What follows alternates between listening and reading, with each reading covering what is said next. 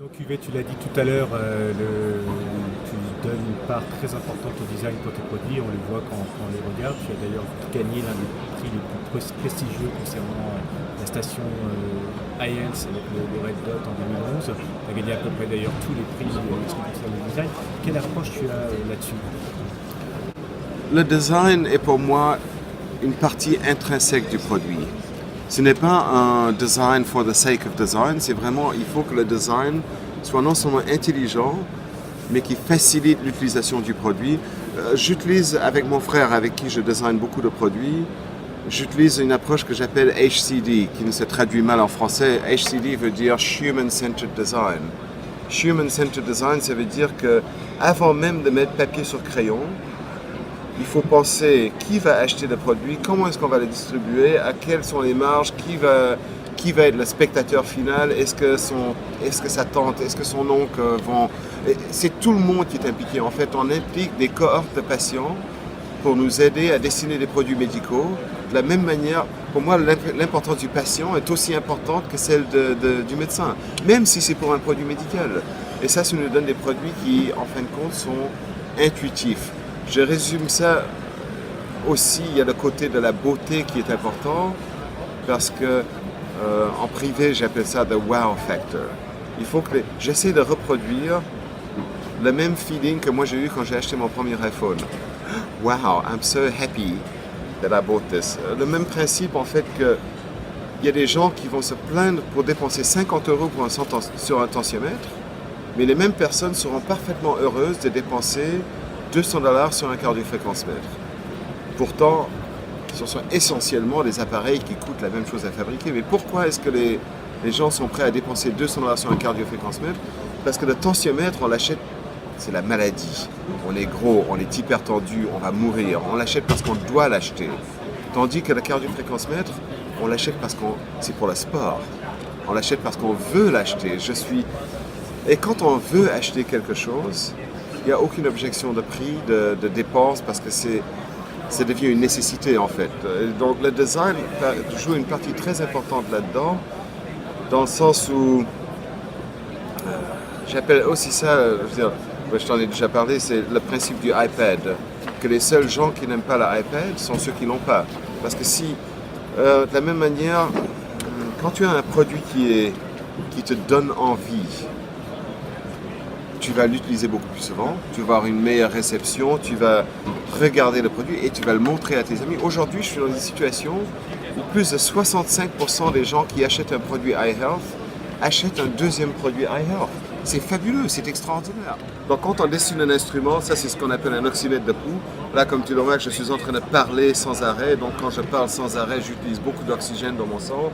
Mais aussitôt que j'arrête de parler, ça va monter aux alentours de 92, 93, 94. Et ça me permet de gérer le montant d'oxygène dans mon cœur et en même temps, ça me donne mon index de perfusion, ça fait tout. Et donc, c'est un instrument qui est très important pour les sportifs, pour les gens qui souffrent d'asthme, qui souffrent d'insuffisance cardiaque. Et donc, c'est tout géré par une seule application qui s'appelle iHealth My Vitals, aujourd'hui téléchargée plus de 2,3 millions de fois. Et quand on voit en fait, chaque année au mois de décembre, on prend tous les mêmes décisions stupides. Cette année, je vais perdre du poids, je vais arrêter de fumer, je vais perdre compte. On sait dans son fort intérieur que ces décisions de la fin d'année vont jamais marcher. Mais si tous les jours vous allez sur votre balance connectée, qui envoie automatiquement le poids directement à votre iPhone, iPod, iPad, Android, et vous voyez que quand vous perdez 200 grammes, vous voyez baisser le niveau de votre tension, vous voyez baisser le niveau de votre glycémie, vous voyez monter les niveaux d'activité, vous vous dites c'est extraordinaire, c'est du micromanagement. Les petites décisions tous les jours marchent beaucoup mieux que les grandes décisions. Et tout ça, ça fait partie en fait du design. C'est pas le design for the sake of design ne sert à rien. De faire un produit qui est seulement beau ne veut pas dire que vous allez en vendre plus. Il faut que la beauté fasse partie en fait de l'utilisation du produit. De la même manière que si vous regardez mon nouveau glucomètre, il est tellement beau qu'il vous donne envie d'être diabétique. C'est absolument extraordinaire.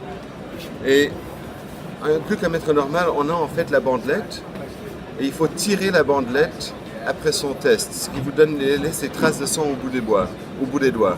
Avec ce nouveau modèle, je peux tout faire comme ça et j'éjecte la clé. Donc j'ai dit, mes glucomètres ne sont pas meilleurs qu'un autre glucomètre, mais ils sont meilleurs. Meilleurs dans le sens qu'ils donnent une meilleure utilisation aux patients. Je veux dire que ça lui une meilleure gestion, c'est plus facile, c'est plus intuitif.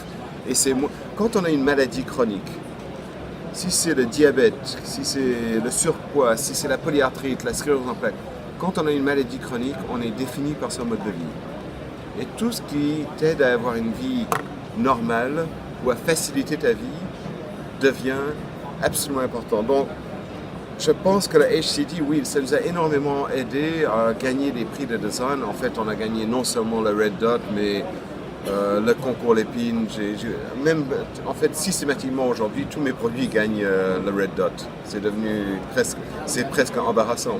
Je veux dire, c'est pas vraiment embarrassant. Donc, on a gagné les prix innovation de CES, Red Dot, concours Lépine. Donc, on ne compte plus les prix, mais on ne fait pas le design que pour gagner des prix. On fait le design pour que les patients aient une meilleure utilisation du produit. Tu as évoqué les applications tout à l'heure. L'application IL, c'est l'une des rares applications agréées par la FDA. Est-ce que c'est quelque chose d'important? En fait, c'est très important. Le gros problème, c'est que maintenant, tout le monde est en train de voir la santé connectée qui arrive. Tout le monde voit cet énorme cloud, le nuage qui va pleuvoir de l'argent sur tout le monde. Ça va être merveilleux, ça va mieux gérer les patients. Mais l'application, donc le problème c'est qu'on ne peut pas danser plus vite que la musique. Aujourd'hui, il y a très peu de standards pour en fait valider les applications et le seul standard qui existe au monde, c'est le standard de la FDA qui a commencé l'année dernière à valider les applications. Aujourd'hui, il n'y a que 84 applications qui sont validées par la FDA pour utilisation médicale, dont iHealth est l'une d'elles. Il n'y a pas encore de standard européen, c'est en train de se mettre en place. Il est évident qu'aussitôt qu'un standard européen se met en place, nous ferons tout pour être validés selon ce standard. Tous les instruments, sans exception, sont certifiés par ou bien la Société européenne d'hypertension, le BHS, l'Organisation mondiale de la santé. Il n'y a pas un seul standard de qualité des instruments auxquels on n'appartient pas, mais le standard des validations, aujourd'hui, il n'y en a qu'un, c'est très important, c'est le standard FDA.